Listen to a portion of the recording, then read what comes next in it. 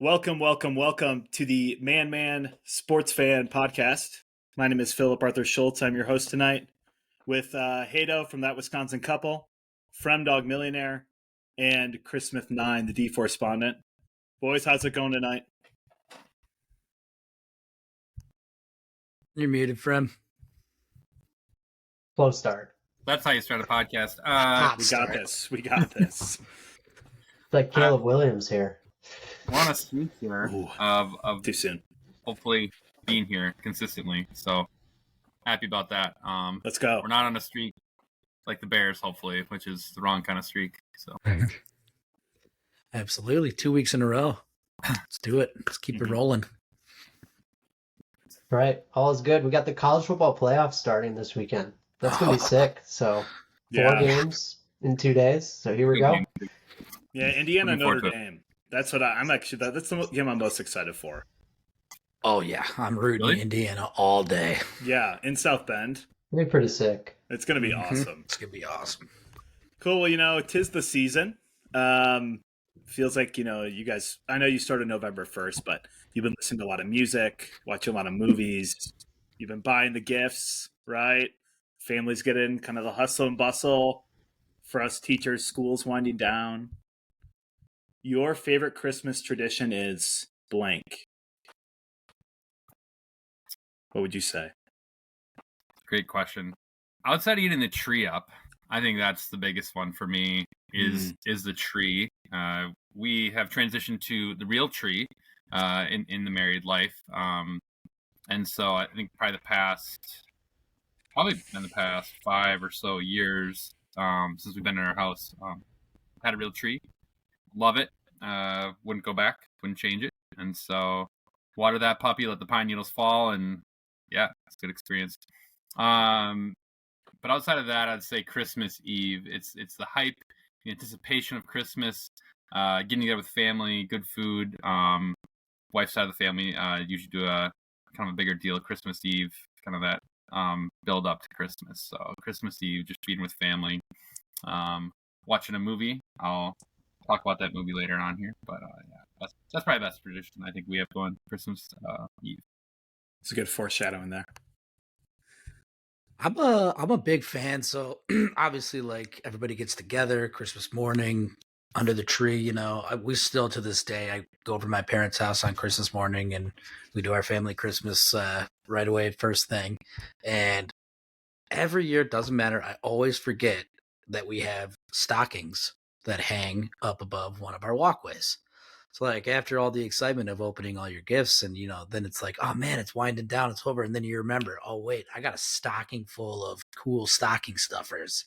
And it's been really cool in my life since, like, all my siblings have been married and having children now. And just seeing it go from when we used to just have 6 stockings up when I was a kid to, now we got another 6, 7 stockings going up every time a new grandbaby's born, or I just got married, a year and a half ago. So Julia got her stocking up there, and just seeing my sister's boyfriend get his stocking up there. It's been cool to just see the family grow in the stockings. So I really like the stocking opening. Quality. Yeah. Mm-hmm. So from talk with the anticipation, the Christmas Eve, I'm going Christmas morning. Just can't beat it. Waking up, just something feels a little bit different. We do have a little debate in the Smith household, though, in terms of Santa gifts. Are they wrapped or are they unwrapped? Because when I grew up, they were always unwrapped. In Heather's family, they were wrapped. So it's a little debate every year on that. I'd be curious your guys' take on that. But my non-Christmas tradition, Christmas time of year, is just playing euchre endlessly. And Hayden knows. It's just every family gathering, just a bunch of euchre, watching football. It's just good stuff. Yeah, football this year on Christmas, too. That's going to just be even better. Man, that was beautiful. Yeah, my Santa gifts were always wrapped. So I would wake up, and I couldn't even necessarily tell what was Santa and what was not. But when I came upon a Santa gift, it was pretty exciting. That was my question to you, Chris. So were this gifts from Santa not wrapped to identify which ones were specifically from Santa? It could have been. Because then, like, the gifts that your parents gave you for Christmas, were those wrapped? Yes, 100%. See, because we used to have like a syllabus or like a little log, a little key that told us which gifts were from Santa and which gifts were from my dang, parents. organized. That's very smart. That's Holy is that God. all, Got our Heidi? own sticker. Oh yeah, that's all Heidi. It's a little bit of a map of the tree and the presents. Kind of Mhm. like that. What about you, There we Frem? go. Wrapped or not? Or no Santa? Curveball. Right. I didn't think about that option. Well, we gotta like censor this for those believers out there. Yeah. True. Sorry about Maybe I that. won't tell you. We're all believers from. Yeah, we're all believers, Mhm. right? We believe in the magic. We do here. So, yeah, there was, yeah, I won't even go into it. I can't. Yeah. Anyways, I'll just say it was wrapped. Okay, it was wrapped. Just leave it at that. There you go. Yeah, I mean, No comment. so what was your, like, in terms of an unwrapped gift? You walk out Christmas morning, it's under the tree. Which one was, like, the best one you ever got? N64. Yes. I'll never forget it. Woke up, went downstairs. There's an N64 with the game. I believe it was either Mario. I think it was just Super Mario 64. But that was that can't be topped. Yeah. It was so nice when I got mine. Yeah, I can imagine, like, you guys, like, N64 kid, you know? You look in the box, you're Mario. holding it, you're screaming. If you've never seen that video, you gotta go watch it. I wish Oh, we could yeah. put it. Can we put something like that in the show notes? Is that something we could do?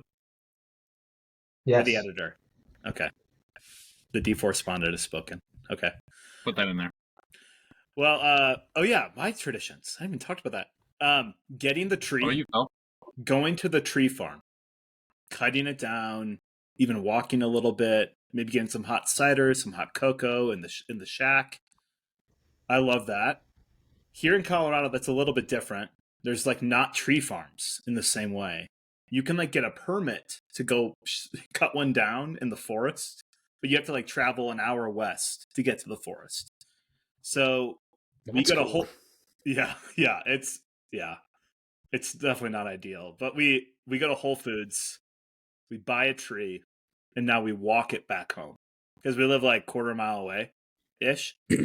So we put it on top of the stroller, all the kids. It's like it's kind of awesome. I'm not gonna lie. But then the Right. other one, like Christmas morning, I always woke up a little bit earlier, like 6 a.m. Parents aren't up. Mm-hmm. You, like, see the stockings; they're all full, and turn on the Christmas lights, and then you just watch a Christmas movie that's randomly on until everybody gets up. And that, yeah, So I think you I'll got just to have the best go- memories. You got to go like to where the Christmas tree was as a kid before your parents got up. Yeah. So all of our bedrooms were upstairs in my house, and no one was allowed to go downstairs until my parents were awake and walked us down. Oh, Oh wow. I'm man. pretty sure we woke up our parents. I'm pretty sure we jumped on their bed and were like, Oh "It's yeah. in the yard." So it's like a procession. Yeah, but you could like get down in the staircase and you could like peek your head around just to like get a quick present count and like size count, see how good of a year it was, but you were not allowed to go down the stairs. It was intense. That's freaking awesome. I kind of like it. It's like the anticipation, Mhm. you know, and you're just Oh waiting. yeah. You're like, freaking parents, get up. You know, like, man, Yeah, let's I'd go. be feeling that. That's why you leave the presents unwrapped, because then you can just get going on those. Parents can wake There up you when go. they wake up. What was the story? What was the story behind that? Like, what were you told as a kid? Like, they're just unwrapped because you just didn't know any Just different. dropped them off, man. Okay, Doesn't have time. no Right. time. Doesn't have. Got a he's lot gotta of homes make to 'em get all. to.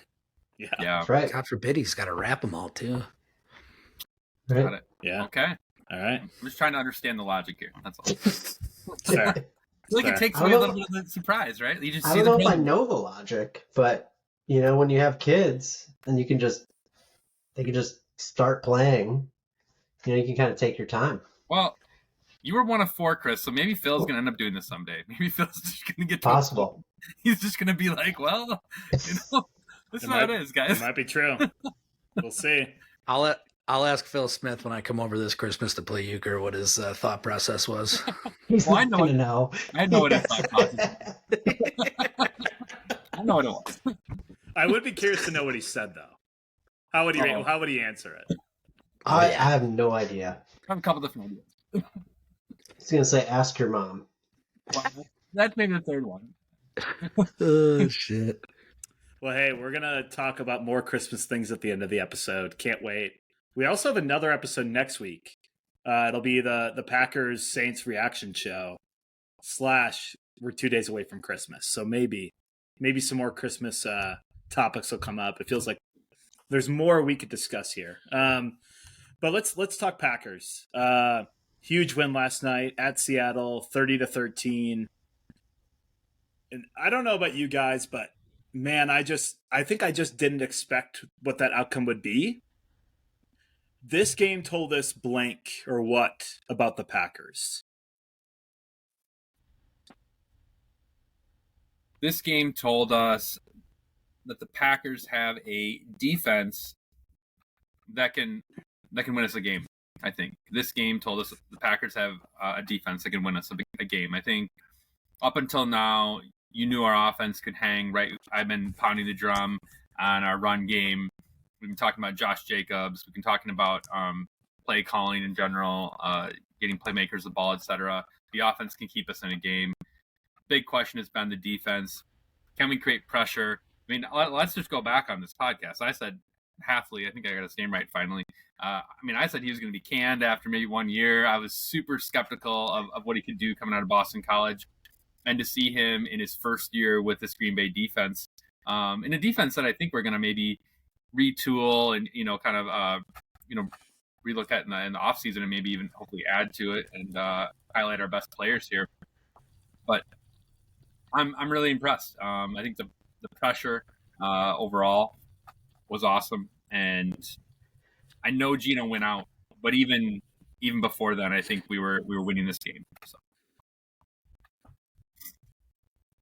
For me, this game told us that we can win. Well, I guess it's kind of from here. We can win multiple different ways, whether we start off fast or start off slow and then turn it on in the second half. We have not really brought the offensive heat lately in the first half, so it was nice to see like us really put down the gas pedal when we started the game off. And I kind of don't mind it because I really haven't seen us play a complete 4-quarter game yet, and I kind of hope that happens, either against the Vikings here. Is that next week? 2 weeks, right? 2 weeks, or we really put it together in the playoffs and we kind of can play a complete 4-quarter game. So I think it just told us that we're pretty versatile and we can win multiple different ways. Chris? Yeah, for me, this game told us that we just don't lose to bad teams. Our 3 losses are to the 3 top teams right now. We just it's a really good thing when you play bad teams and you beat them. And for the most part, we've beaten teams pretty convincingly. This game, it got a little hairy in the 4th quarter. Obviously, Gino was out, made a difference. Sam Howell just wasn't ready yet. But we come prepared. And when you play teams like that and you're prepared, you should beat them like we do. And the other thing is just we started fast. I know last week I said we started slow against the Lions. That's the reason we lost. We started fast, built up a comfortable enough lead that we didn't play well in the second half, but it was enough to get through. And it was nice to hear the Go Pack Go chants in Seattle multiple times. That was awesome. Yeah, I think this game told us that we can win on the road in the playoffs. And I think I'm coupling it with the Lions game because you're within 1 possession of that game and you're in a really hostile environment in a Detroit team that wants to destroy you because you've in essence dominated them. I guess the past couple of years have been great, but we played them so well, but just lost kind of in a heartbreaking fashion. This game, it was like Seattle had to win, and you go into their place. I don't think, obviously, they're expecting to roll us over, so they're going to come out and play hard, and we just smack them in the mouth for 2 straight drives. I just think it showed we can win on the road in the playoffs, because going to Lumen is not, that's no sure thing. We hadn't won there since 2008, and we just dismantled them. And granted, I know Gino got hurt, and that changed the game slightly, but I don't think we're losing that game, Gino or not. So, and to go in that type of territory, that type of stadium, in the way that we did, and like you said, beat a bad team, but they'd won 3 straight. Their defense had been playing really well. Their offensive line had been playing better. Man, I think I just didn't expect to dominate in that fashion, and it made me think, okay, when we go on the road, yes, it'll be tough in the playoffs. It always is, but I think we can easily win a game or 2 or 3. And that wouldn't shock me like I think it would 5 or 6 weeks ago. Yeah. So it felt like, especially the first 2 drives, we're just going to run Josh Jacobs, and then we're just going to run him some more. And then we're actually going to create screen passes for him. I mean, I'm trying to think of, did Jordan Love throw down the field more than 5 yards in that first drive? And I don't think he did. It was an incredible game plan by LaFleur. Without Josh Jacobs, the pack would be blank, or the pack would be what? That pack would be a good team, not a great team.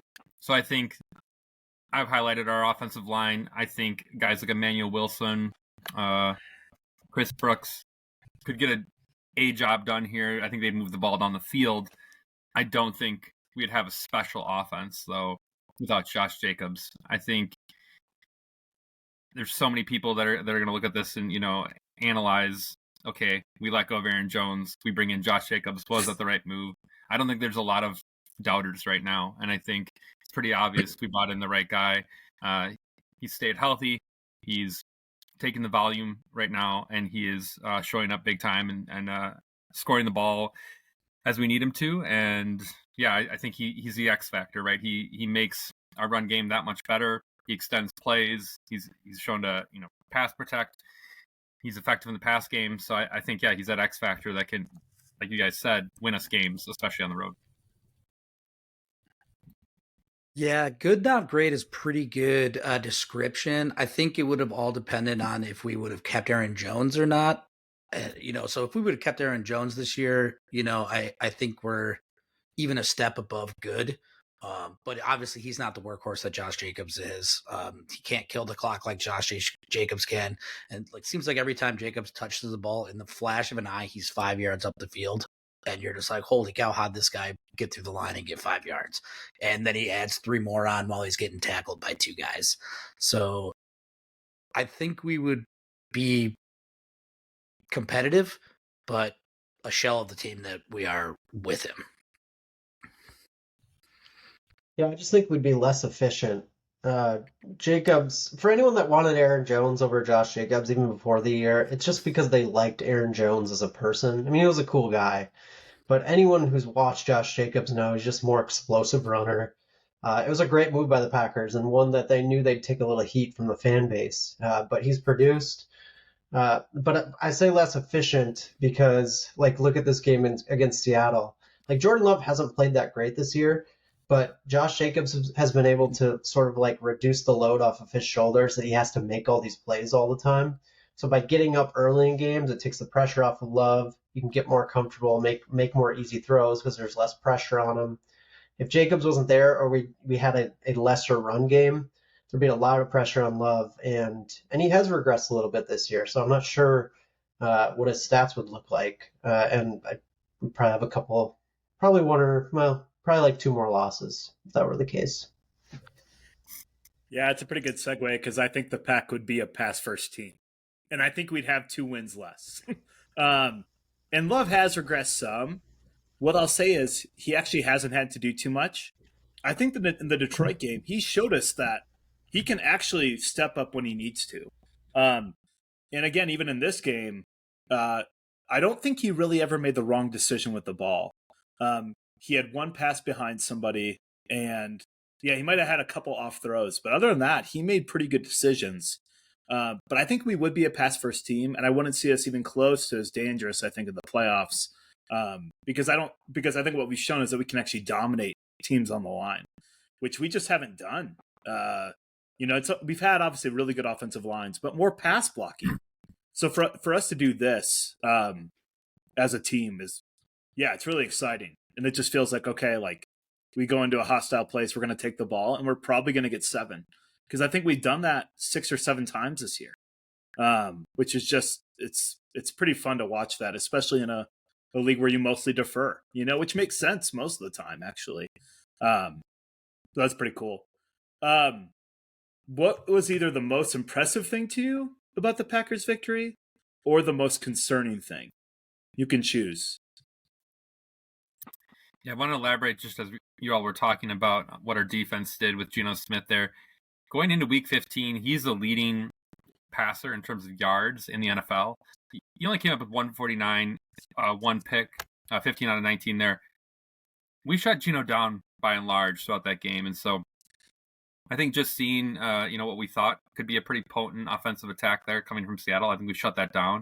And I think that's the biggest takeaway, because I think early in the season we would all have said, worried about the run defense, the secondary, we have injuries, saw how we played against Detroit. I think there are a lot of things to pick apart against our defense. And so I'm just going to stay on that train with the defense and seeing how I think efficient we were there and getting pressures and getting the Seattle off the field. I actually think we let off the gas when Sam Howell came in the game. I think it was kind of like, oh, okay, Sam Howell's in now, like whatever. And I mean, Josh Jacobs has his second fumble of the season, and all of a sudden we give him a short field, and then we weren't expecting whatever that like delay draw play was from Charbonnet, and he runs it in from 20 or so yards out. I think we could have kept him under 10. I think, and on the road to do that in Seattle, like you said, Phil, it's such a tough place to play with the 12th fan and whatnot. So just really impressed, and good things to come. In the NFL, I think Chris has said this before in other podcasts, it's all about getting hot at the right time. You got to get hot at the right time. You got to make the run. And I think we are setting ourselves up right now to make the run right into the playoffs. And we know we're going to be on the road, and that's great. And I think we're gearing up to do that. One concern for me is just the inability to step on the throat and really finish a game out. Outside of the Bears game, I wasn't necessarily like sitting here sweating all these games that we won. Like, we let teams back in, but a lot of the time we got enough cushion on us. But it would just be nice to just put the pedal down on one of these teams and just really completely defeat and make a team not wish they played football that day. That would be nice. Well, what's crazy is, we won 30-13, but all of us would agree with you because of the way it felt. Mm-hmm. You won by 17 in Seattle. That's an incredible win. It's it's almost like, are we being that nitpicky? And yet it's exactly that. We could have actually probably won by 30, Mm-hmm. the way it was going. So it's just an interesting comment, because I think you're right about that. Yeah, I was going to go along those same lines, but I'll just bring up something this is really small, but is concerning to me, especially come playoff time, is Jaden Reed has 8 drops on the season, which is 6th in the NFL, and he's your punt returner, and it almost happened in Seattle where he bobbled the ball. They were able to recover, but it makes me nervous with him back there receiving punts, just because he has some issues with drops. So we'll see. I don't know. I'm hoping that's not foreshadowing, but it was something that happened, and I thought about that before, but the fact that it actually happened now raised some awareness of, maybe we put someone else back there just to catch the ball. Why did we go away from Nixon? I don't know. I thought he was pretty reliable in the return game. I think Reed's probably faster. But yeah, I think I don't know. Nixon is more known for the for kick returns. I think that's like what he's more known for. But so maybe that's why. But I suppose it's different catching a punt than a kick. Yeah. That's an interesting thing to be concerned about, Chris. I definitely agree with you, especially because if he had lost that fumble, that's a different game. Because at that point, it's 23-13. Yeah. Oh, yeah. And they're at the 20-yard line. So it becomes probably a one-score game, barring some miracle. They turn over something. I think for me, I'm just most impressed off- with. Say again? No, you're good. I'll catch you after you make your point. Okay. I think I'm most impressed with Love's decision making in the pocket. Especially the last 4 games, he hasn't thrown a pick. I think there might have been one in one game that maybe should have been picked. But he's just not taking sacks. He's able to get the ball off, either throwing it away, or he's hitting those checkdowns way more the last 5 weeks. When he's getting rushed in the pocket, often to Tucker Kraft or Josh Jacobs, where those guys are breaking tackles and getting 5, 6, 7 yards. I mean, it's a positive play in the NFL when it could have been a negative. I think we've been sacked 16 times all year, or 15 times all year. They didn't get a sack last night. And yeah, it just feels like he is going through his reads in there, and he knows when the pressure's coming and what to do when it happens. And often he's like backpedaling, and you're like, oh gosh, what's he going to do? And it almost like he's just making the right decisions 95% of the time. And yeah, I think that is actually going to make us even more dangerous in the playoffs because we're just not having negative plays that often. And so I think that's been the most impressive thing, I think, especially the last 4 or 5 weeks. Friend, what did you want to say? I was just going to jump in on that punt return point. They made that point last night. Chris Collinsworth, they were showing, I think it was our punt to Seattle, and just in the wind there, in Seattle, and just how the ball was coming down, and how it was so hard for the punt returner to catch the ball. And I just think of that. Back to your question, Hayden. I think it all comes down to experience, right? And from a special teams coach side, I think you're just putting back the guy that probably has the most experience there. I think you probably want to just trust that who's the person who's been doing it the most probably can catch those balls in those situations. But yeah, to Chris's point, I mean, that is sadly what wins and loses you a playoff game. It's those like 1 or 2 little plays like that. It's a missed field goal here. It's a drop punt here. It's something like that changes the whole tide of a game. So yeah, I think that's the thing that haunts Packer fans is those little things, and special teams. I mean, I think it's been the last couple seasons, but special teams is just haunting us right now. So hopefully we're not speaking something into existence here. Hey, at least we're not talking about kickers. Yeah, absolutely. Yeah, Don't even have to worry about that right now. That's awesome. Solid. All right, well, the Pack play the Saints on Monday night, December 23rd.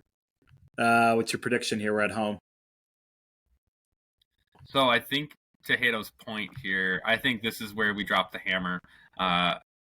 They're bringing in, I think I saw Spencer Rattler for the Saints finished the game there. Kamara looks like, I don't even know how much they're using him right now. Their whole receiving core is depleted. There's no Taysom Hill to even, throw some sort of wildcat deal at us. So I think they're going to be scrambling all night. I think this is like a 38-10 thumping. I mean, if they get on the board, I think they'll be happy. I think we're going to just roll tide, so to speak. Yeah, I think this is going to be our first true complete 4-quarter game where we fire on all cylinders. Defense gets turnovers. Offense pretty much does whatever they want. Cold, 21 degrees in Green Bay that night. I think it's going to be real good if you're a Packer fan that night. Yeah, no Carr, no Kamara, no Olave. I mean, I don't know what the spread is, but I'm going to take the Packers to cover. That's my analysis. Love it. Yeah, I think 34-13. We should be 13-point favorites. I mean, it should be something like that, which in the NFL, that's a huge spread. It is 13.5. Nice job, Phil. Oh my Yes, God. let's go. That's a big spread. Speaking of big spreads, Hayden, can you tell us about Snow Joe's? Great segue.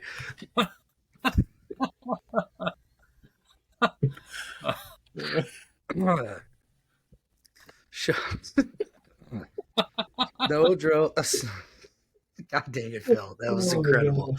Need a All right. 30-second timeout. All right, here we go. Snow Joe's driveway curling kits. Are you tired of clearing your driveway? Or are you tired of clearing snow off of your driveway just to let it sit there all boring and shoveled? Introducing Snow Joe's driveway curling kits. Turn that icy slab into your personal curling rink. With regulation stones, mini brooms, and a manual for yelling harder correctly as you transform mundane winter chores into Olympic worth glory. Why just shovel snow when you can slide to victory? Act now, and we'll throw in a pair of non-slip slippers for your sweepers at no extra cost. Snow Joe's, where shoveling meets sportsmanship. What that? I couldn't get over the segue. That was that's incredible.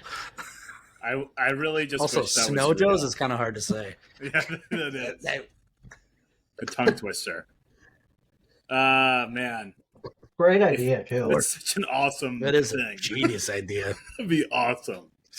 Shovel your driveway and keep it icy as shit. The problem with driveways is that often they're like a slow, kind of a slow slope. You're So at a serious disadvantage if you're at the bottom of the driveway. I'll play. yeah, it really need to be wide. It need to be really wide. You need to kind of know how to curve it in. Okay. Let's talk some more NFL. We're at week 16, which there's still 3 more weeks left. Week 16 seems like, it should be 2 weeks, but it's 3 more weeks, so we have 3 more games here. The game in week 16 you're most excited for is blank or what and why? I think you guys took the best games. I just took a classic here. Steelers Ravens. It's fight for the division. Who doesn't love watching the Steelers and Ravens this year? 2 very competitive teams here. I think it's unfortunate, how the Steelers came out and played against Philadelphia there. I think they're kind of looking to be more of that, tier 2 kind of team right now. The Ravens, though, are definitely hot. I think they're going to be, a favorite to be in the AFC Championship game here. It's, Bills, Ravens, Chiefs there. But either way, I think this is a great game for the AFC North, and I think you're going to see a grind-out game. Interesting to see if you're going to see maybe a shootout here. I know the Steelers and Ravens both got into really weird shootouts with the Bengals, but I think that's a product of how the Bengals are. I think we're probably going to see more of a lower scoring game here. A lot of ground game here. I don't think there's going to be a lot of points. And it's just going to be a smash mouth game with a lot of intensity. I think the Ravens pull head late and win it. Yeah, the Steelers really need George Pickens back. He is Russ is not hamstring without him. Yeah, it's insane. They can't throw the ball down the field. They're holding him back too. It sounded like he could have gone, but then they didn't want to. They wanted to make sure he's good for the playoff run here. So, but if they need him if they want to get a home playoff game here and win the division. So, absolutely. I'm gonna pick. You guys are probably thinking I'm crazy. I'm gonna pick the Bengals and the Browns, and I picked the Browns last week as my game of the week, and that really did not turn out how I thought. I thought maybe they would look like a football team, but they didn't, and the Chiefs really played well. But I'm keeping my eye on the Cincinnati Bengals still. I'm going to go down with this ship. They only have like a 6% chance of making the playoffs, but there is still a chance of them making the playoffs, and I think that would be like the coolest story ever if they win out and things go their way. So I'm hoping, and I'm just going to be watching Joe Burrow all the rest of the season. I think Zach Johnson has a lot of heat on him. If he doesn't win here, I mean, I'm not saying his time is up there yet, but I think there's a lot of heat on the Bengals to win because at the end of the day, people are looking at that offense, they're looking at the pieces they have, and I think it's like there's an expectation in Cincy after they made that Super Bowl run. Oh yeah, and their offense has been fantastic. Like since they made the Super Bowl run, it's been just one of the worst defenses ever. It's pretty rough. I don't want to be this guy because Zach Johnson sounds like an NFL coordinator or head coach name. But it's Zach Taylor. It's okay. Zach Taylor. Because maybe next year they get Ben Johnson, and then it kind Right. of makes sense. Combine him. Yeah. I like it. Maybe that's why he needs to go because I don't even remember his name. Mr. I Zach thought he Taylor. said. I thought you said Zach Taylor, but I said Johnson. Huh. I think he should be Mhm. Ben Johnson. Can you imagine Ben Johnson in Cincinnati? That'd be amazing. That'd be insane. Yeah, Zach I don't Taylor know is if like I one of want the to most leave. plain-looking people I feel like I've Yeah. seen as a head coach. You know? Yeah, he's like no outstanding features. Yeah, and he's not even like McVay and LaFleur are like crazy short, you know? So like they Yeah. come up to Dan Campbell and it's like, holy crap, you know? Like, and then you have guys like Dan Campbell that are huge, or Mike Vrabel. Former NFL players, yeah. Right. But Zach Taylor's just Joe And Schmo. his name is Zach Taylor. So Right. His alter ego is Zach America. Johnson. Yeah, America. America's pure America. Right. My game is Eagles at Commanders. Nick Sirianni gets the most hate for a team that has 2 losses. It just makes no sense. I also think the Commanders are frauds. I do not think they're that good. I don't think they're a playoff team. They might sneak in just because the NFC beyond them. You kind of got Seattle, Atlanta kind of hanging around there.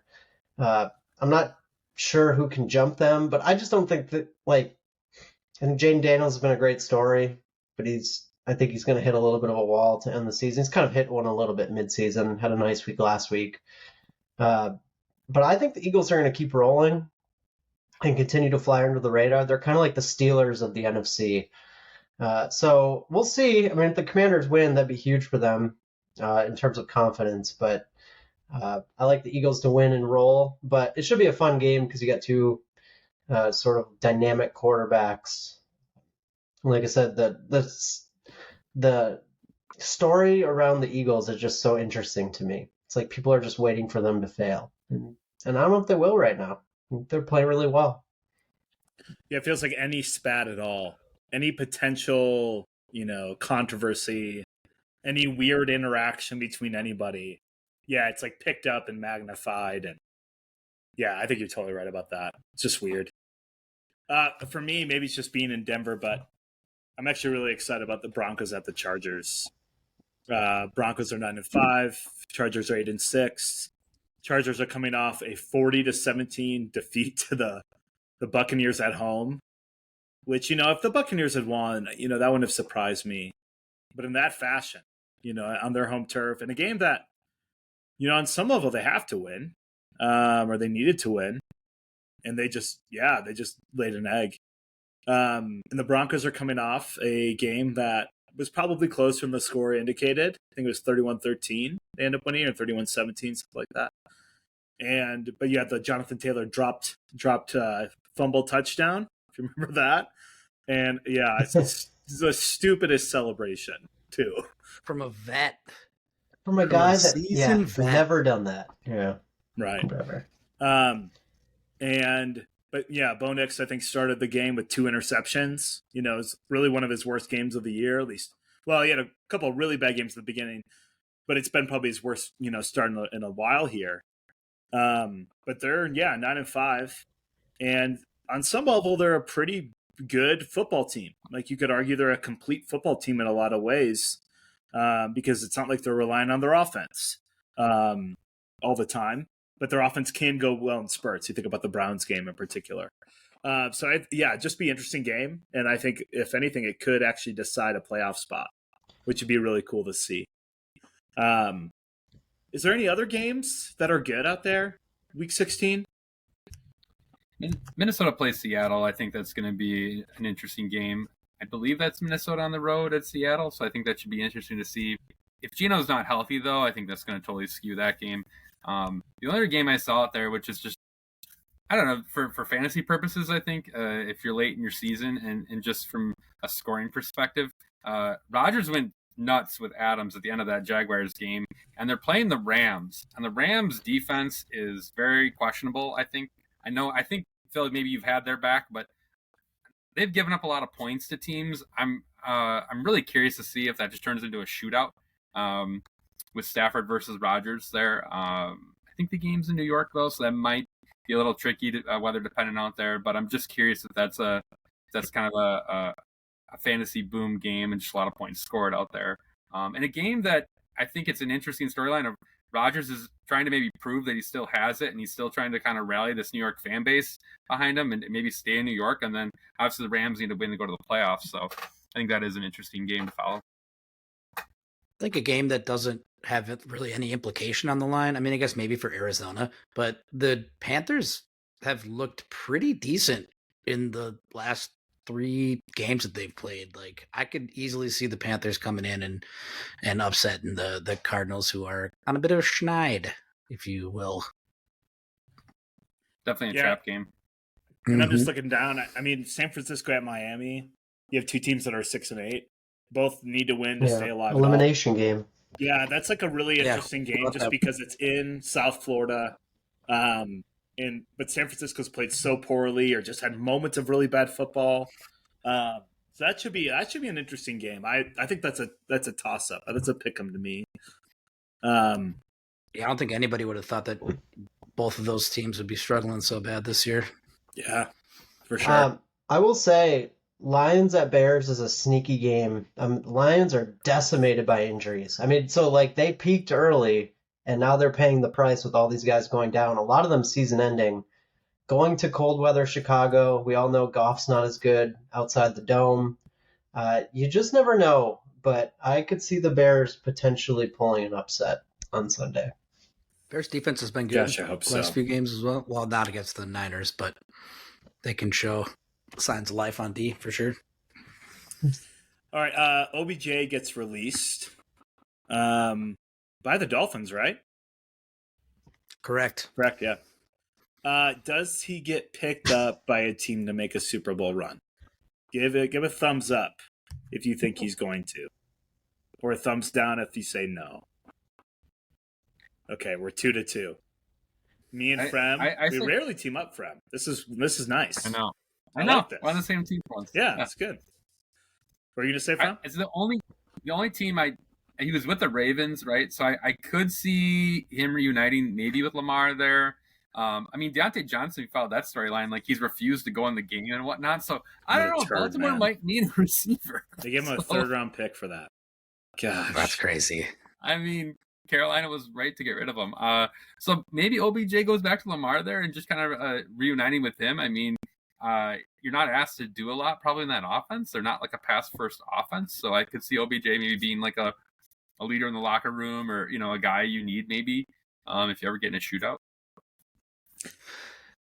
Yeah, I was just curious because it's happened 2 different times here in the recent future where he's been picked up by a potential Super Bowl contender and worked out with the Rams. And I think Baltimore was the last team. I don't know if he started the year with Baltimore last year or not, or if he got picked up late. But he just seems like a guy who, Chris and I were talking before, like, used to be a virus in the locker room. Seems like he's kind of grown past that a little bit. Got the taste of glory with the Rams. So, like, I feel like, you know, he's still obviously able to catch the ball. So unless he has a lingering injury, I don't see why he wouldn't be a decent option for somebody to at least put on the roster, at least for an emergency.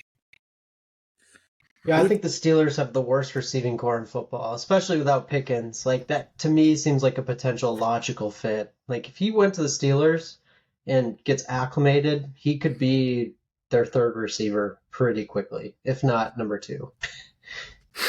How old do you guys think he is? Bad. How old do you think OBJ is? 33. 35. Okay, he's only 32. But he does seem older, doesn't he? Wow. Yeah. Okay. That's he crazy. Came out like his rookie year was potentially his best year. I think he's a year older than Kupp, or Kupp might have turned 32. So, I mean, like, if you compare him to a guy like Cooper Kupp, I mean, it is kind of interesting. Yeah, at this point, you're just saying, you know, what does that skill set look like? Not to throw shade, but does anybody think that OBJ is overrated and that his career is actually overrated? Okay, all of us. That's crazy. Yeah. I bet there are people that would disagree with us. I think career, I'd say his whole career, overrated, but I think there was a part of his career which you had to argue. I mean, when he was in New York, he was doing some special things. Mm-hmm. And I think Cleveland, as they do, they destroy your career. Cleveland destroyed his career. I think pre-Cleveland, though, he was a really special player. So I will say overall, yes, overrated. I mean, he had the injury, went to LA, etc. He might have ruined Baker yeah, Mayfield's career initially. Well, right. Right? I mean, you could Yeah. argue he goes to another franchise. We might be talking about OBJ differently. So that's something to throw out there. Now, granted, you could argue, I mean, the player should supersede the organization, but I would just throw another parallel out there. Randy Moss, Oakland, like that's an example of like how an organization can ruin your career, or try to ruin your career. Randy Moss never gets linked up with Tom Brady, and you might look at Randy Moss differently. Just Yeah, I wonder if we could potentially blow the air horn on his career at this point. Speaking of You air never horn, know. speaking of air horn, need to make some noise. Uncle Louie's Air Horn Emporium has got you covered. Whether you're hyping up your favorite football team, waking up your roommate who accidentally stole your jersey, or just letting the world know that you've arrived, our air horns are guaranteed to get attention. With options like the Stadium Soprano, Tailgate Tenor, and the terrifying Referee Rattler, Spencer Rattler. There's a horn for every occasion. Warning, side effects may include ejection from arenas, strained vocal cords from excessive laughing, and an uncontrollable urge to honk at random. Uncle Louie's. We're not subtle, and we're proud of it. There for all your air horn needs. That Does anyone reminds me have an of, Uncle Louie? Oh, yeah, go Hayden. I was just gonna say that reminds me of after the baseball draft that one year, and we went. Oh my God. I walked into the bar and I found that referee shirt in your trunk and a whistle, and just walked into the bar and immediately blew the whistle, and then just immediately got kicked out. No. She goes, "You're out of here." Spent 3 seconds in that place. That's incredible. That was the "we have arrived" portion of the air horn. Read The there. whistle. Oh, so good. And you wonder if somebody does really love air horns. You know, they just collect air horns. They have a lot of them. You know, like you hear about these people that like they have cow decorations and they have 10,000 things in their house. And they open up 1 week a year. Come visit my house and see my cow decorations. Does somebody have that with air horns? I don't know. Probably the I hope inventor, so. they should. Maybe it's Uncle Louie does. Maybe it's Uncle Uncle Louie. Got a warehouse full of them, an emporium full. All right, let's move from Uncle Louie to the Wisconsin Badgers basketball. They were on a 3-game losing streak. They had lost 2 in a row, Michigan at home, and then Marquette, which was 39-37 at half. That was sad. And then they lost at Illinois, 86-80. I don't think that was that surprising. And then they played a game in Indianapolis, kind of a neutral court against Butler, but obviously Butler's pretty near Indianapolis. And they won 83-74, kind of breaking that three-game losing streak. Are they sitting at 9-3, Chris? Is that right? Yep. Okay. Impressions of the team so far after a 3-game losing streak, after starting out super hot, and then beating Butler, kind of rebounding there. I'm obviously gonna yield, I think, to our expert here, who's the season ticket holder, Christopher Allen Smith here. But I will say, in what I've seen from the Badgers so far, I've seen the bounce back to Butler. I'm cautiously optimistic. I still, and just in watching how that Michigan game went, I'm really concerned about Big Ten play. Really concerned about how we're able to just, I don't know, survive this new Big Ten with, you got the likes of, USC, UCLA, Washington, Oregon. I'm sure at least one of them is going to be competitive out there.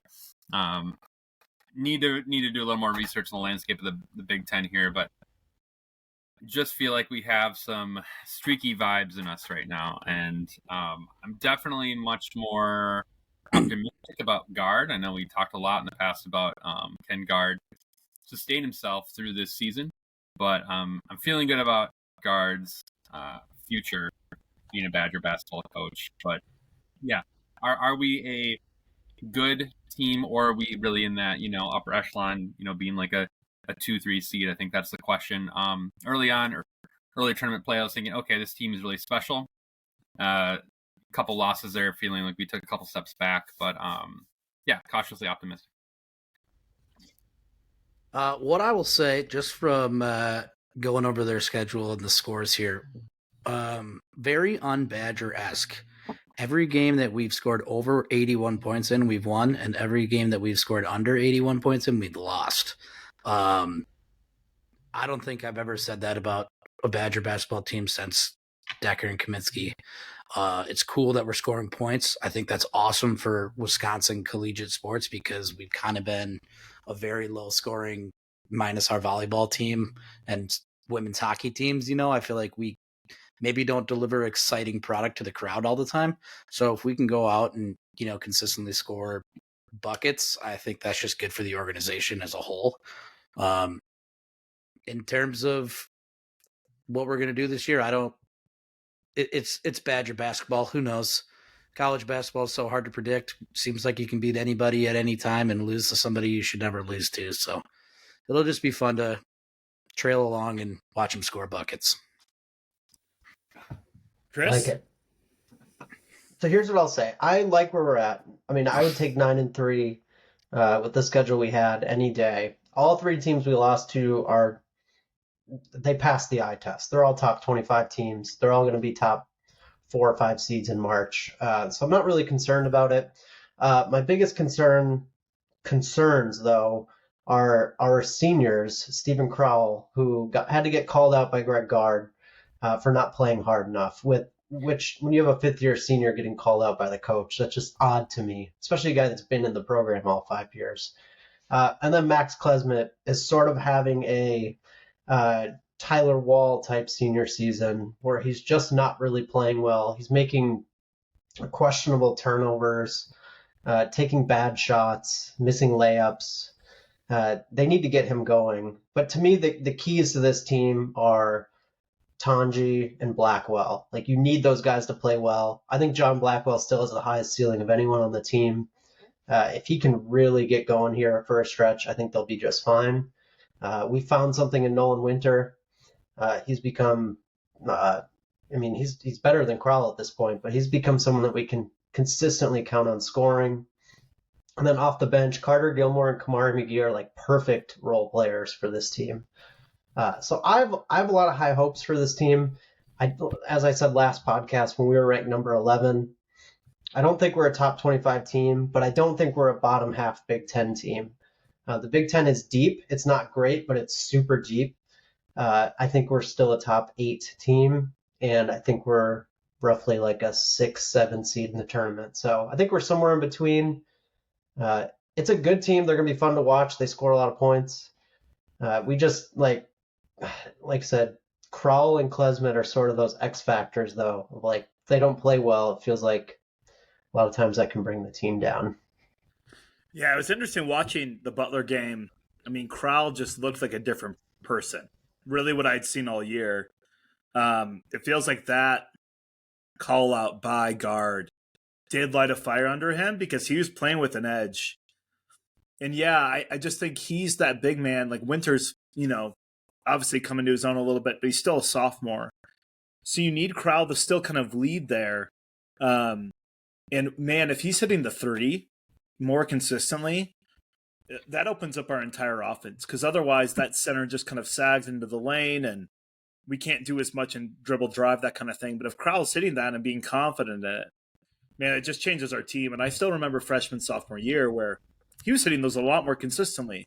I don't know why there all of a sudden was a fear of shooting that. I think he just went through some bad stretches and just almost didn't trust himself in that. So I think your analysis is right. I mean, I think we could be top 25, but more the bottom, like 20 to 30, somewhere in there.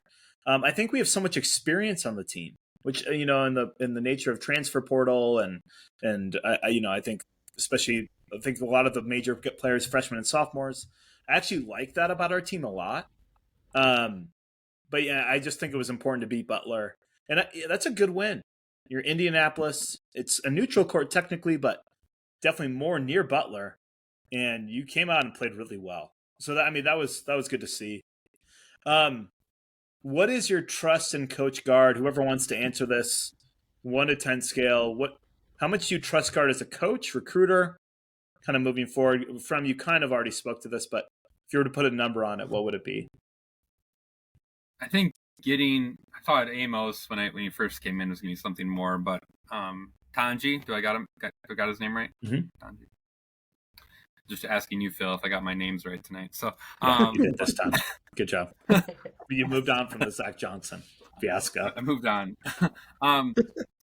Bringing him in, I'm like, okay, and seeing how he started the season here, I'm like, okay, I think he can bring in some guys to really lead our team. Now, can he figure out the dynamic to what I think Chris is getting at is like, okay, you have the old guard, no pun intended here, of Klesmet and Crowell, and can he figure out like late game situations who's getting the ball here, who's going to be? I love you guys, all the names here. In the comments, yeah, that's awesome. All the Zach Taylors and just Yeah, Chris wrote Zach, Jonathan Taylor, Thomas Johnson. marvelous. That's so good. Couldn't care. Great content creator here. So, just getting back into, I think he's got to figure out like who's his offense going to go through, especially these late game situations.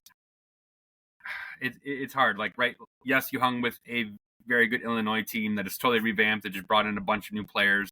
You have the Marquette team, who's not built around the transfer portal, who's really kind of raised their own players here and has a very veteran, heavy team. And you lost again in both those games, and it just kind of begs that question. Okay, like, what's going to be your identity to get over the hump and win these tough games against these tough opponents? Like, I don't disagree with Chris's point of, yes, Marquette and Illinois are going to be your top teams along with Michigan there. Okay, but what is going to set us apart to get over the hump there? And I thought beginning of the season, okay, Tanji's our guy. You're going to ride his coattails here. You're going to make him the guy in your offense. But right now it seems like there's this question of like, I don't believe in Klesmet. After watching him for his entire Badger career, I just do not believe in him in late game situations. I do not believe in Crowell to take over the game. And so I'm like, who's your guy? I'll just really quickly make the take of like, look at Badger basketball history and look at like how we've had successful teams. You've had a guy or a couple guys who you could go to in late game situations, whether that's been your Orlando Tuckers, your Devin Harris's, you name it. Cam Taylor's, Jordan Taylor's, all the Taylors really. But who have been your guys in late game situations? Sam Deckers, etc. Like, who are those guys that you go to, late game situations? And I don't think we have him right now. I'm going to give him a 7 because I think he can bring in the people, but he's got to figure out how to use the people correctly when you need them. I don't ever see him as a national championship winning coach. So I'll give him a 6, and his ceiling might be a little higher than it is right now. But I don't ever see Greg Gard cutting the nets down. So I don't know how long the Badgers want to not do that for. Yeah, I think that's fair. I don't think he'll ever win a national title. I'd put him at, probably a 7. I think that feels right. He's actually been able to recruit really well. We have a nice recruiting class coming in next year. We're starting to recruit overseas. Actually, we're linked to a player overseas right now that's 20 years old. It's averaging like 17 or 18 a game. That would be a huge get. And he has adapted. His offense has adapted. He's been using the portal a little bit better. Obviously, bringing in Store and Tanji in back-to-back years is huge. It's hard to hit in the portal. It doesn't happen for every team. So, not really concerned about Gard. They just got to get the pieces, like Frem said. I actually think it's a fair take. Like, I don't know. I think it's John Blackwell that gets the ball at the end of the games. But right now, we don't have that guy that's just willing to take the ball. It has been Klesmet, but that's just not going to end well right now. He's just too streaky. So that's definitely a detriment to this team. But I think Gard's fine. I think he's a good coach. Players seem to buy into him. It's just a matter of winning close games. So, yeah, I think we're going to be okay.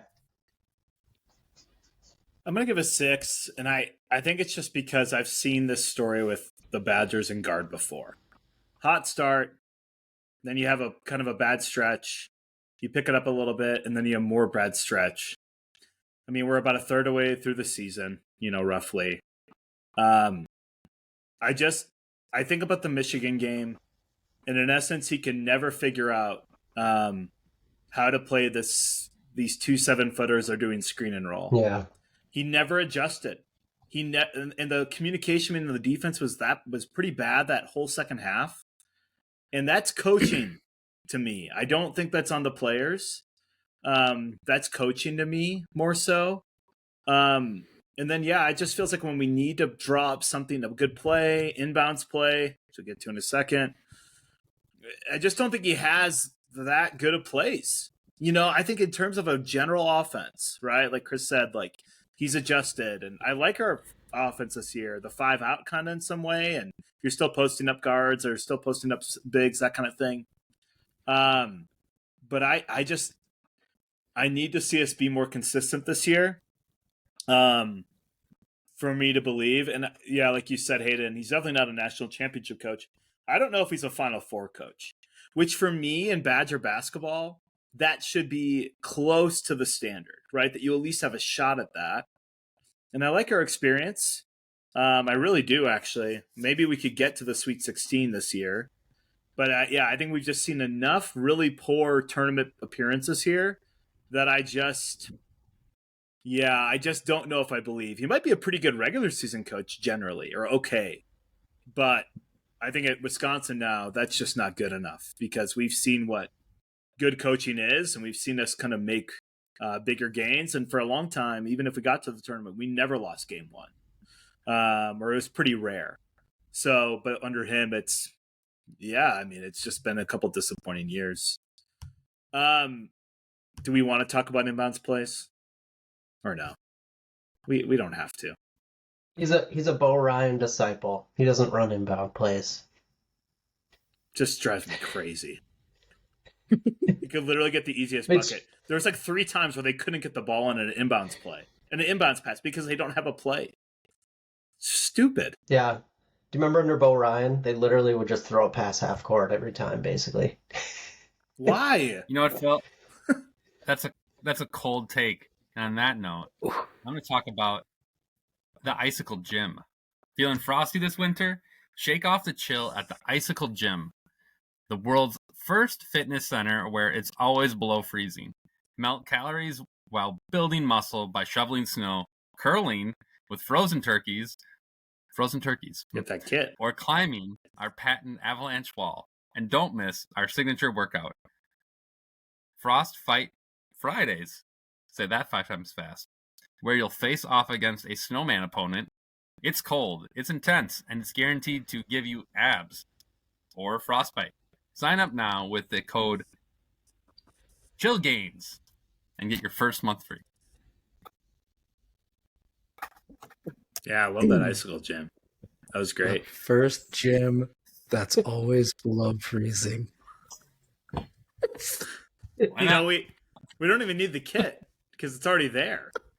I don't need the curling kit from home. I just go to the Icicle Gym. Sliding some 45-pound weights down the Icicle Gym for it. Yeah. Oh yeah. Hey, let's talk some. Let's talk some baseball, some MLB. Had some big trades go down. A couple of random free agent stuff going on. Red Sox and White Sox had a trade. Red Sox acquired Garrett Crochet, who was a top 10 pitcher last year for 4 prospects. The White Sox, that's what they receive. Cubs and the Astros had a big trade. Cubs acquire Kyle Tucker for Isaac Paredes, Hayden Wisniewski, and prospect third base Cam Smith, who is the Cubs' last first-round pick, number 14 overall. The Yankees and Brewers had a big trade. Devin Williams goes to the Yankees for Nestor Cortez and this weird infield guy named Caleb Durbin. And then the Athletics and Rays had a trade. Jeffrey Springs and Jacob Lopez go to the Athletics, and they receive Joe Boyle, or the Rays receive Joe Boyle, a draft pick in the 30s. It's called a competitive A balance pick, whatever. And then 2 prospects who were pretty decent. Any thoughts on any of those trades from you guys? We can open forum it a little bit. So I will talk about the Brewers here in a minute, but I will just highlight the A's, and I know they're going to Las Vegas. Don't get me started there. Currently in Sacramento. Sacramento, whatever. They're Old transitioned Sac. to Las Vegas. The old Sac. Jeffrey Springs. He's a guy that I followed a lot in fantasy baseball. He's one of these reclamation projects. Injured, but has been effective in the past. I think he's a guy that they're probably going to bring to life in Sacramento, and I think he's going to be I would even bet he could be a top 30 pitcher in the league. He already has had that kind of ranking in the past, I think. Preseason and whatnot, it's a sneaky move. The A's are just good at getting value. Your small market team, and so this is where small markets live, right? Trying to get these guys on the come up. Okay, I have a question about the MLB tradings, like how it works. So these, when it says like for 4 prospects, are they not named prospects yet? Or do they just not? No, they are. They are. Oh, okay. I didn't know like if, because sometimes they just don't release names on You people, can do I guess, I don't know. Like you can do like a player to be named later type deal in the MLB. Yeah, I didn't know if they like kind of got their pick of the prospects that they want like by a certain date, or if they already had the 4 people picked out. So that can happen where you say like, depending on how this person does, we get to pick from these guys at the end of the year type of deal, which is kind of cool. Yeah, prospects are thrown all over the Major League Baseball. It's kind of crazy how many people are. You think football's got a lot of guys. Like the depth in Major League Baseball and the farm systems is absolutely insane. But that was my only question. Yeah, and I didn't say like necessarily the quality of prospects, but like in the White Sox trade in particular, they got 4 really good prospects. They didn't get the top 2 in the Red Sox system, but they probably got 4 in the top 15 or top 20. Sure. Which is that's a really good deal for them. And then in the A's trade with the Rays, they got pretty good 2 prospects too. I think they're a little bit lower, but still pretty quality. So yeah, I didn't say those names, but yeah, they it's all good. Well, in both of them, yeah, pretty quality overall. Yeah, when I heard about the Kyle Tucker trade, man, I was just stoked. This guy's a top 10 player in the MLB. He's that good when healthy. Yeah, we give up Isaac Paredes, who's a definite pull hitter. He actually doesn't have really good peripherals. He's an average third baseman, second baseman. He does have 3 years of team control. He's still only 25. He could improve in certain areas, sure. And then you give Paredes Hayden Wisniewski, who has been like a starter and then a reliever. He's had moments of greatness. He's looked really good, and other times where he's kind of gotten destroyed by lefties in particular, giving up the long ball. Those 2, I'm like, yeah, that's fine. The one that hurts a little bit is prospect Cam Smith. He's a third baseman. They picked him number 14 overall, Florida State, I believe. I don't know if that's right. I think so. But he tore up pretty much the first 3 leagues that he was in the minors. And he just looked really good, and we don't have a third baseman for the future. So that felt like the loss there out of the 3. But, man, you get a top 10 player, and I know it's for 1 year. It's a rental on some level. Although, man, if you could sign him for $450 million, 10 years, maybe we'll be able to do that, or $500 million. I don't know where he gets to. But overall, man, that is exciting for the Cubs. And it changes their team for this season. Yeah, I think that trade's a steal, even if it's just for 1 year. But if you can somehow sign him, that's one of the best trades the Cubs have ever made. Like, he is that good. I completely agree. I keep saying top 15 just because he's banged up a little bit every now and then. But when healthy, yeah, totally a top 10 player in baseball. The trade I like, or it's not even trades, the Danny Jansen to the Rays just feels like a perfect Rays move. Danny Jansen's kind of just been splitting time over the last few years. I feel like with him getting a chance to be the full-time catcher for the Rays, he has potential to be like a 20-25 home run hitter, hitting like 270. Like, I just think he could be a pretty good player. And then I love what the White Sox did, trading Garrett Crochet. I do think just watching him pitch is totally arbitrary, but I think he's due to get Tommy John at some point in the next couple of years. And the White Sox are always rebuilding, but their system has just absolutely it's just a dumpster fire. So they needed to replenish, and hopefully they can sign a few players on top of it just to get some momentum going, because that team completely fell off, and it's bad, obviously, with how they did last year. But it's funny because I love what the White Sox did getting prospects. I'm totally fine with the Cubs trading prospects. It's just context matters. Are the Rays going to have a stadium to play in? No, they said they're not playing there this year. Where are they relocating to? I think they're playing at Steinbrenner Field, basically the Yankees' spring training stadium, which is probably pretty sweet. They were due for an upgrade. I think that was a pretty shiesty looking place whenever you drove by it on the interstate there. Frem, when you heard the Devin Williams trade, what was your reaction? Relief. We needed to trade Devin. We could not pay Devin. This is a classic Brewers move. If you follow the Brewers, we are I wouldn't say it's one of the smallest, market out there, but we are a mid-sized market team. We cannot afford the likes of, a big payday for Devin Williams. Devin deserves to get paid. I wish him well out there as a Yankee. Would be cheering him on. I think, there's always risk in investing big in these relievers.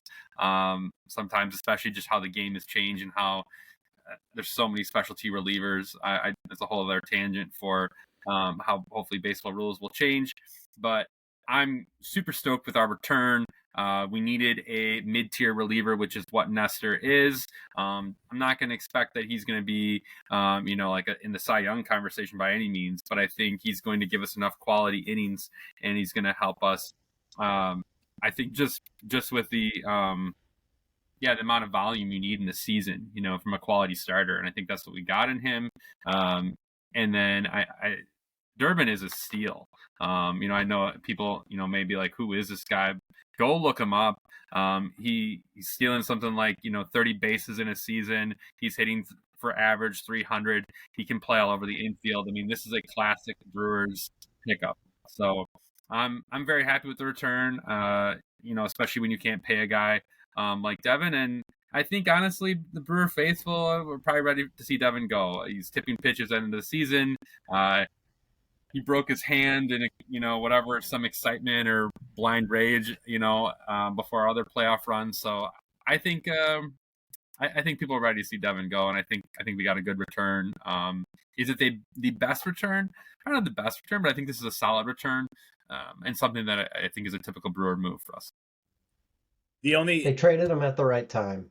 I think they traded because he has been hurt, and I think you might as well cash in while he has value. It is a bummer that his last pitch was I'm not even going to say it. Oh, yeah. And that's part of it. I think he needs to go. I think it just needs to be, we need to end it right there and be like, you know what? Thank you, Devin. You gave us some good years. We're ready to move on. Yeah. The one move we haven't talked about, the Rangers and Marlins also had a trade. I forgot to mention Jake Berger going to the Rangers for 3 prospects going to the Marlins. These are all mid to bottom tier prospects, not crazy, but they get 3 of them, kind of trying to replenish their system a little bit. Before we talk more Cubs Brewers, we wanted to at least honor and mention, I know lots of sports news are talking about this. It is Jim Leland's birthday today. It is. 80. Yeah, happy for you, Jim. He's 80. 80 years old. 80 years old. Man. He's the only manager to win a World Series and a World Baseball Classic. That stat just blew me away. It's because when I think of the World Baseball Classic, you would just think of the best manager. I guess you got to be an American to coach the USA team.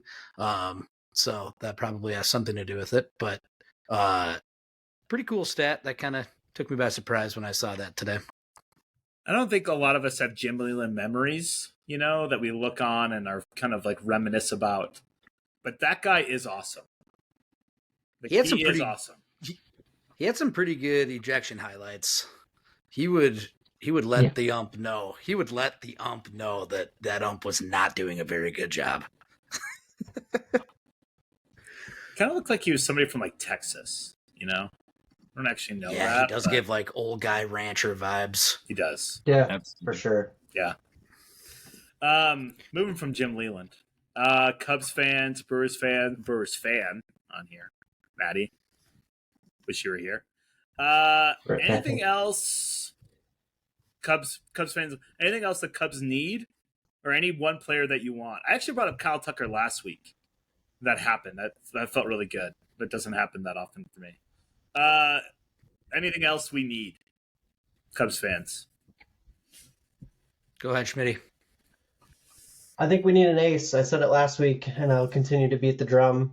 There's a lot of talks about the Cubs interested in Jesus Luzardo. I think he'd be a perfect guy to slot in near the top of the rotation. I'm also curious what they do with Bellinger. Feels like they're going to move him. But I don't think our lineup is good enough yet. It's not that deep. Like, adding Tucker is huge, but in terms of like the bottom half of the lineup's pretty weak. I think we could address some spots potentially at third base or outfield. We did sign Carson Kelly, which is a nice little sneaky catching move, but I think they still have a few needs yet. And it seems like, I think by going all in on Tucker, like the Cubs are going all in. So I anticipate a few more moves over the next couple weeks. Yeah, I mean, if they got Luzardo and then they were able to get Sasaki, oh my gosh, that completely changes the whole team. And I'm not saying it's going to happen. It feels like the Luzardo one is gaining steam, and I guess they've been talking for the last couple of days, if you read recent articles. I think you're right, though. I think the bottom of the lineup needs work. I'm curious what they do at third now. Is that Nico Horna going over there? Is that Michael Busch going over there? Or is that signing somebody else or trading for somebody else? And, yeah, it doesn't necessarily feel clear to me what they're going to do. But, yeah, I think you're right. Top of the rotation ace or number 2 starter at least. And yeah, some more bats. Frem, the lone Brewers fan here. Anything else you're thinking about with the team? Hoping for? Yeah, just going through their depth chart right now, and you have Freddie at 1, Nestor probably sliding at 2. You got Tobias Myers at 3, Savali's there, DL Hall coming back. Will Woody come back as well there? So bullpen's actually pretty stacked. With the likes of Peguero, Miguel, Payamps, whatnot. So I mean, maybe you add, Mears came on late for us last year. I mean, maybe you add another bullpen arm as a flyer there. But you obviously, have the breakouts. Obviously, no one needs to even say it, but Churio, coming on the scene, Terang, Ortiz. So I mean, our infield looks good. Kind of question Rice. Rice? Is it Rice? Is it Reese Hoskins? I don't know. I'm gonna get that one. Reese. No, I gotta go Reese. Okay, so Mr. Reese, kind of question him a little bit at the corner there. But I mean, honestly, I look at the depth we have right now, and I think we're ready and primed for another run. And if Durbin can come up and be a part-time player for us, or even take over a bit, I think that'd be amazing. So I'm pretty happy with where the Brewers are at, and I think we're going to give the Cubs a run for their money. I do not think the other teams in the division are doing what they need to do to be up there with us. So I think it's going to be Cubs Brewers that are going to be battling it out for the division. And I hear you, Cub fans. The Kyle Tucker move is awesome, but like I think Chris said on it, I'm not so impressed with the pitching staff of the Cubs, and I think they need to probably shore up that roster to be the real deal. To me, the Cardinals feel like the most uninteresting team in the Central. Oh, absolutely. Which is kind of crazy to say. They're aging, and I don't know what they're doing with their aging talent that they have, the likes of Arenado and Goldie. I mean, it just like they were something, and they loaded up, and then they never really seemed to do anything with it. And the prospects they've tried to funnel up have not panned out. Yeah, I think Arenado's going to end up in Houston. It's kind of the tea leaves. Should be a good fit for him. But they're not going to get anything significant in return because of his contract. So, and he's what, 32? He's a really good defender, but not necessarily a great hitter anymore. Well, it looks like the Cardinals probably aren't going to get a Gatorade bath. But Chris, could you tell us about this delivery service that other teams might use?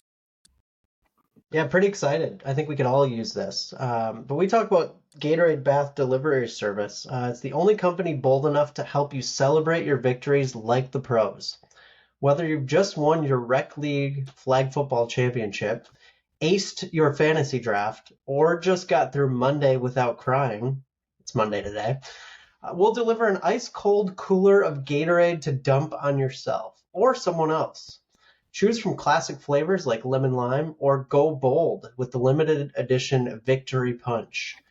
Gatorade Bath Delivery Service, because every win deserves a splash.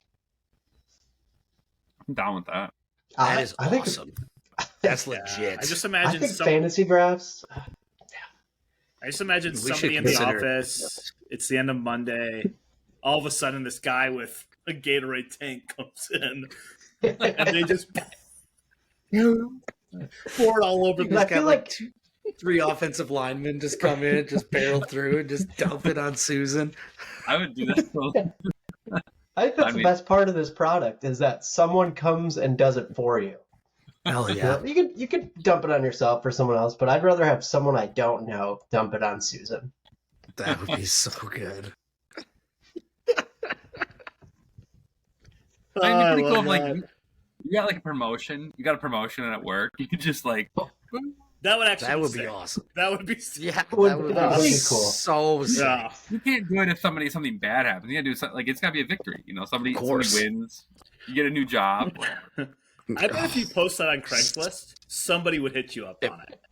Absolutely. There's no doubt. Oh my Mhm. gosh, that's awesome. Well, hey, I think we could put a Gatorade bath on this because it's awesome. Top 5 Christmas movies. Again, we talked about Christmas at the beginning of the show.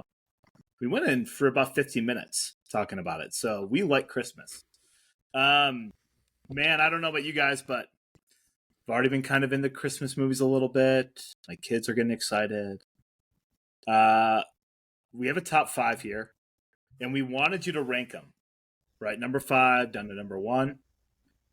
Brian James, let's start with you. Give us your order here. I love that. My son's middle name is James, so you actually got a little bit close. There you go.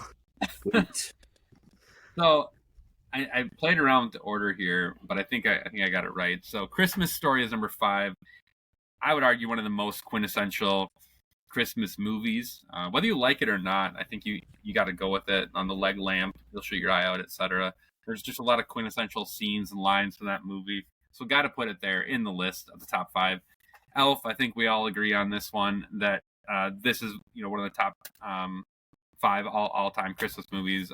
From the entertainment value, the humor, the lines, etc. I just think it's one that I think anyone can get into. I mean, if you're not even into Christmas, I think you could watch Will Ferrell be an elf. Love Actually, if you're into the rom-com and maybe you want to intrigue somebody in just more of a romance type movie, it's a good one. Sentimental, feel good ending, all that good stuff. Some pretty funny lines in there about a guy coming from the UK going to Wisconsin, meeting up with some Wisconsin women. Polar Express. So that was my teaser earlier. That's what we watch on Christmas Eve. If you're a Tom Hanks fan, I get the animation to the movie is a little strange and not totally what you'd see now for most animated films, but a lot of sentimental value to that.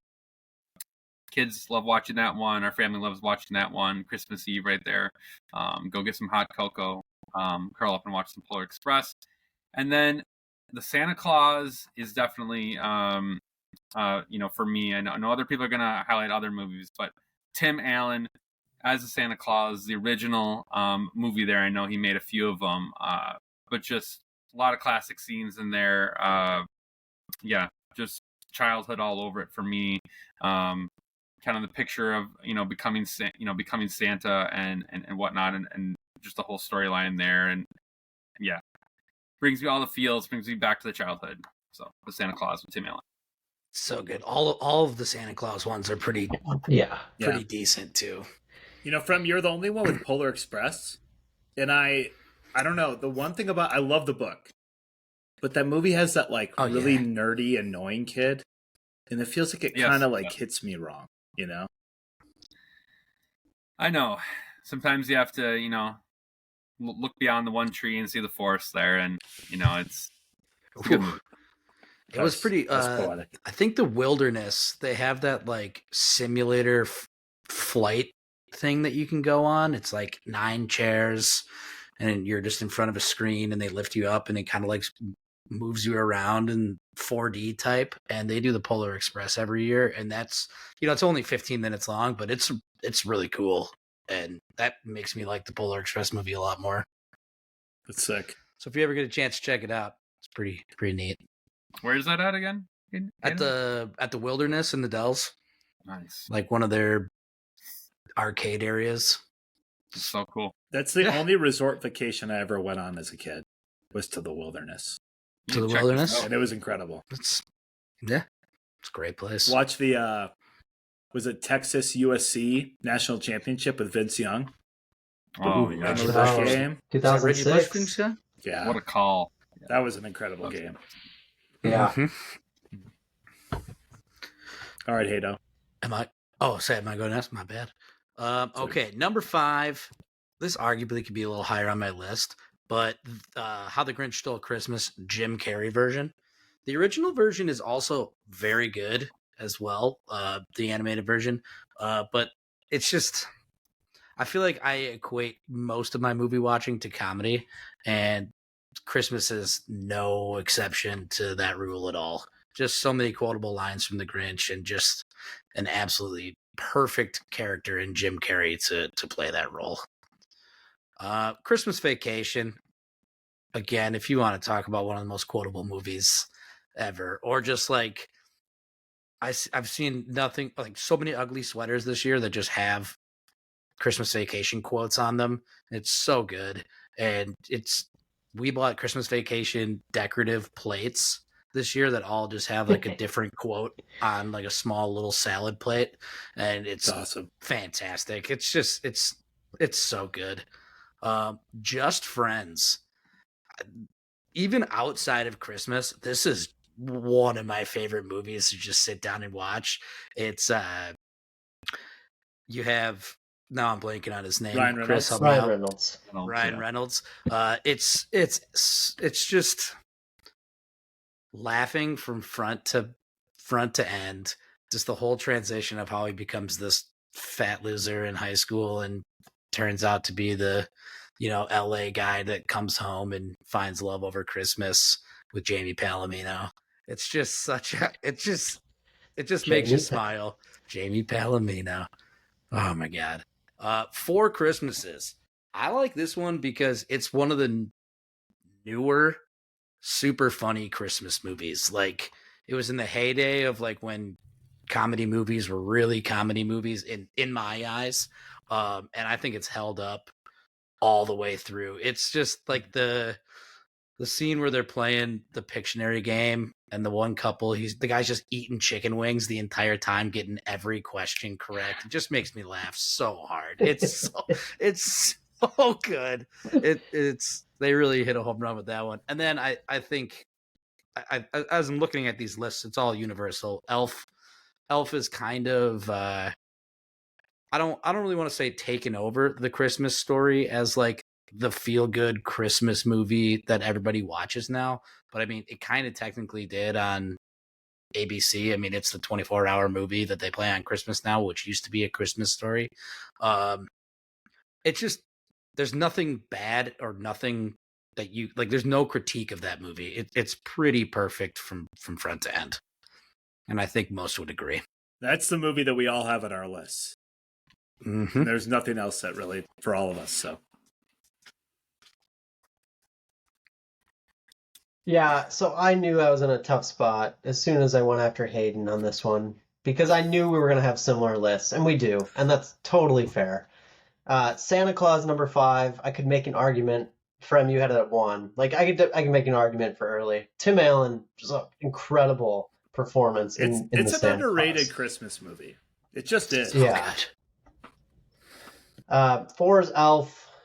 Nothing to say. 3, 4 Christmases. Hayden, I'll add the scene where the nativity scene where they're welcoming baby Jesus, and Vince Vaughn just gets picked to play that role and knows nothing about what's going on and just kills it. It's absolutely kills So good. But also, I was just pulling it up because I was trying to remember like all the actors and actresses in 4 Christmases. So we got Vince Vaughn, Tim McGraw, Reese Witherspoon, Robert Duvall, Jon Favreau. Like it's loaded.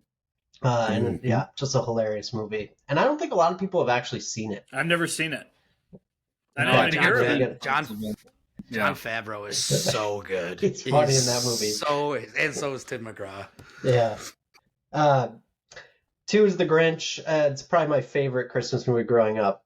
And then number 1, Just Friends. I knew Hayden and I would have this on our list. It's an incredible movie. It's centered around Christmas, which to me makes it a Christmas movie.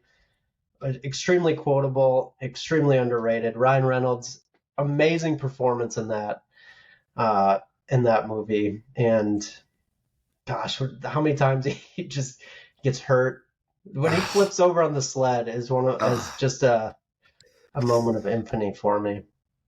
Gets his lips shattered, gets put in a stretcher, and then slides down a hill, flips over face first back on the ice. It's so good. It is good. If you have not seen Just Friends, 100% recommend. Absolutely. Yeah, that movie I watched for the first time like 2 years ago. And yeah, it's really good. I'd never heard of it. So, yeah, for me, my number 5 is Die Hard. I watched that for the first time last year. And man, that actually just fully lives up. Like, I just didn't even realize. I'm not actually a big action movie guy. I like some action, more thriller, some psychological thriller stuff. Die Hard is incredible. And it really does live up. We actually went through all the Die Hards. You really just need 1 and 2. That's it. That's all you really need. That's number 5. 4 is Elf. I think Hayden's words are perfect. There's just not a critique of that movie. It is kind of just perfect as it is. Number 3, this is all nostalgia. Rudolph the Red-Nosed Reindeer claymation. It's definitely nostalgic, but there's so many like really sneaky lines in it that are really good. Like when Yukon Cornelius and Hermie and Rudolph, they like crash on the Christmas Island or Misfit Toy Island. What is it? Yukon Cornelius is like, oh, it's like super foggy in here, and I think Hermie says, oh, it's kind of like pea soup, and then Yukon Cornelius is like, more like peanut butter, and it's just like this whole deal. It's like very weird, but also sneaky. So yeah, it's really good. I just talked to somebody that can't watch claymation movies, anything. It makes them sick to watch it. Have you heard of this? Motion sickness, huh? Just like the quick knee-jerk motion sickness cutscene thing. I've walked out of a couple of theaters because of motion sickness before. She couldn't describe why, but I think it's probably it. I had to walk out of Cloverfield. I don't know if anybody ever saw that movie, but the camera shakes like constantly in that movie. Really? Because a lot of it's filmed by supposed to be filmed from like a hand camera, like Blair Witch Project, and it's just constant like screen shaking, and I lasted about 15 minutes and had to walk out. Yeah, wow. That's fair.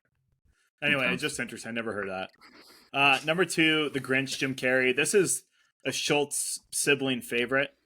We watched this, like I think Chris said, like just a lot of Christmases, kind of growing up, we watched it like every Christmas. Yeah, Jim Carrey's just super funny. That's also, I think the more you watch it, the more you pick up on like the sneaky lines he says. And I honestly don't know what's ad-libbed and what's like in the script. It wouldn't shock me if some of that was ad-libbed, just the way it kind of goes. But yeah, I think that's the best Grinch of the 3. And then number 1, Home Alone, which none of you had Home Alone. I'm kind of shocked, actually. There's a piece of nostalgia for this for me as well. but also it's an incredible movie top to bottom. And yeah, you have like the feel good stuff. You have like kind of like this weird mystery stuff attached with it. But Macaulay Culkin just crushes it, and this is, I think, what made him famous was this movie. And so, yeah, Home Alone is still going to be my top, still the one that I'll watch every year, no matter what. And yeah, just love Macaulay Culkin in it. It's great. I mean, he might arguably have the worst parents in history. I was just gonna say, I think Phil, I've liked that movie less ever since I became a parent and realized what kind of parent would you have to be to leave your kid home alone? Like, Dude. yeah, There was 25 It's- people in that house, you know?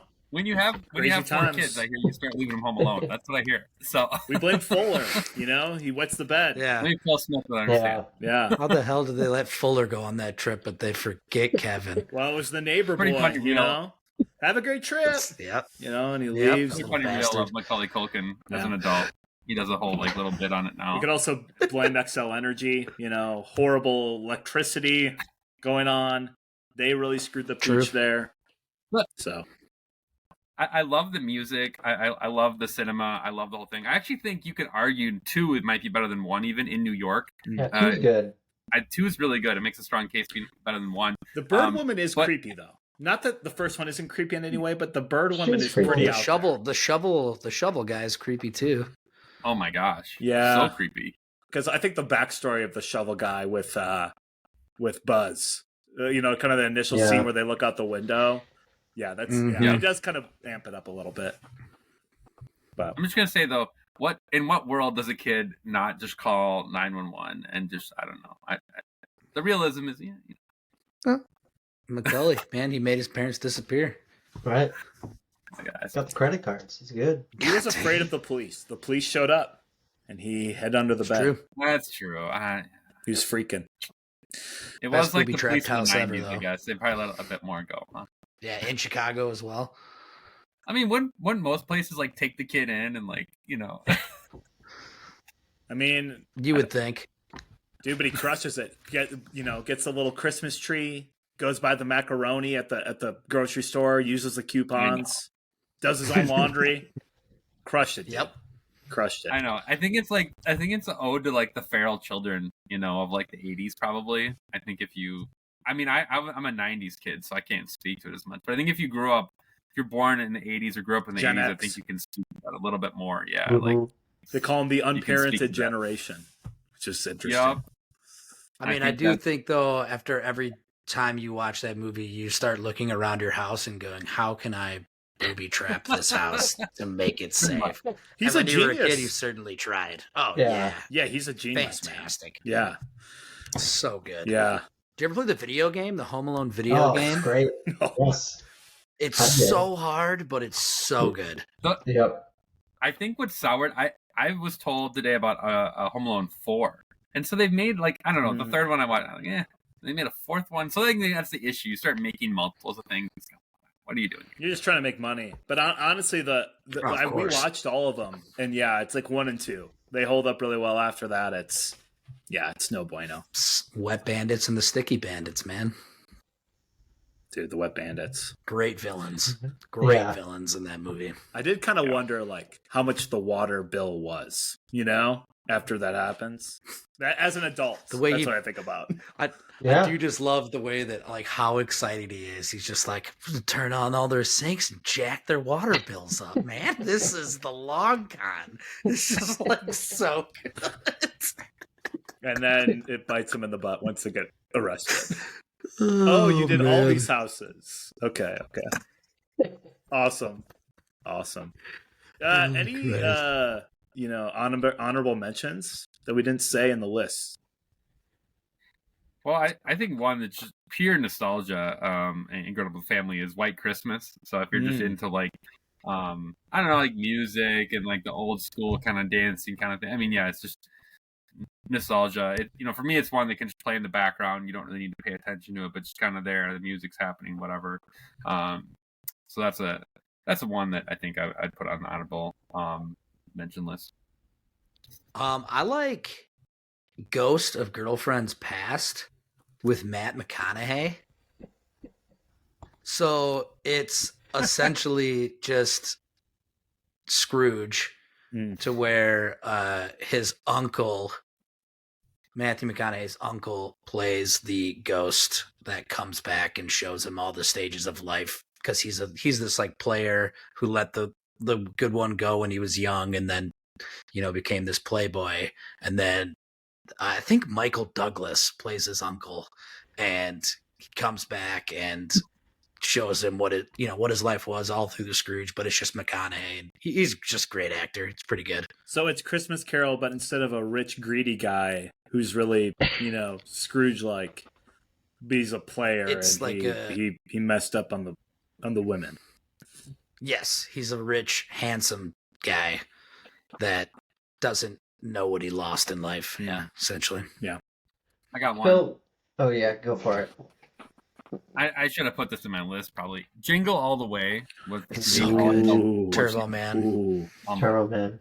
It's so Turbo Man is bad.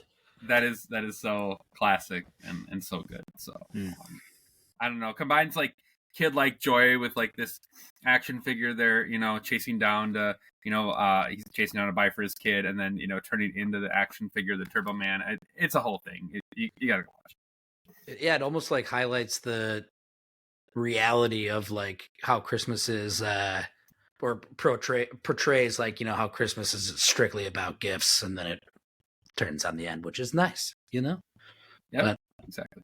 It's fantastic. And you got Arnold. So Yeah. True. I have none to add, but Phil, I'm just wondering, if Emily were to make her top 5 list, would it be all Hallmark movies? Yes. Maybe Home Alone in there. I was actually going to say we should almost give an honorable mention to Hallmark, considering that they're making 30 new Christmas movies every single year that And they're people all the same. watch all year long. They've done something in the market, man.